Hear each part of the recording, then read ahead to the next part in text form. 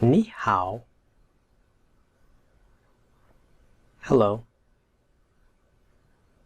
This is the 26th lesson in heat transfer. In the 26th lesson, we will continue the radiation heat transfer unit. Lesson 26 will have 3 parts. In this first part of the lesson, we will talk about an engineering application to motivate us to continue our study of thermal radiation heat transfer. This application is concentrated solar power for electricity generation. By the end of this lesson, you should be able to explain in your own words what concentrated solar power technology is and what it is used for. You should also be able to explain what a solar receiver is. Finally, you should be able to explain why thermal radiation heat transfer is important in predicting the performance of a concentrated solar receiver. As you will see, the solar receiver is an excellent application of all 3 modes of heat transfer. Radiation heat transfer is important, as is convection heat transfer and conduction heat transfer. It is an excellent application to culminate our heat transfer class with. On with the lesson.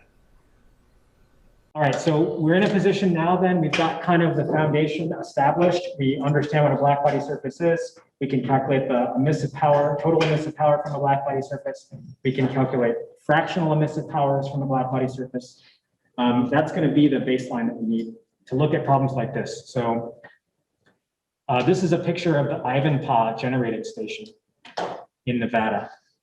So you can see this generating station if you fly into Las Vegas from when you're landing. And if you look, I think it's to the southwest of Las Vegas. So when you land, you have to come in on a particular airstrip or whatever, but you can see it. There are 3, this is an example of what's called concentrating solar power. So the station produces electricity. It produces electricity when the sun is shining. It doesn't have any kind of substantial amount of storage to let it produce when the sun's not shining. It does have some storage in it, but that's really just to handle kind of intermittency of like a quick little cloud cover goes by. It's got enough storage to handle that, but it can't keep producing, 45 minutes after the sun's gone down. The way that CSP works, you have what's called a solar power tower, right? And there are 3 of these solar power towers in the Ivanpah station. And there is this field of mirrors. Sometimes when I show this picture to people, they think that these are a bunch of cars like in a parking lot lined up to witness some event on the tower. I'm like, no, they're mirrors. And the mirrors reflect light onto the what's called a receiver surface. So that's why it looks so bright white, because it's active and you're getting concentrated light up onto these receivers. And the idea is you pump oil up into the receiver and heat the oil up, and then the hot oil comes back down, and it's used to produce steam, which is used to drive a turbine, which produces electricity that goes on the grid. And all of that power block stuff is sitting down here on the ground at the base of the towers. And if you see this big unit right here, that's the cooling system for rejecting the waste heat in the Rankine cycle. Yeah, so it's pretty, which is big. Okay, so pretty cool, right? So I want to, we're going to analyze this basically, a simple model of this, I would say. If we wanted to predict, for example, how hot we could get the working fluid, or I think the way that the assignment I have you work on is the other approach is, okay, if we know that the working fluid is going to come to some temperature, how hot does the receiver wall have to be? And what's its temperature going to be when it's operating in a steady condition? So if you look at imagine taking a little slice of the receiver wall out, it looks kind of like this. You have working fluid flowing on one side that you're trying to heat up.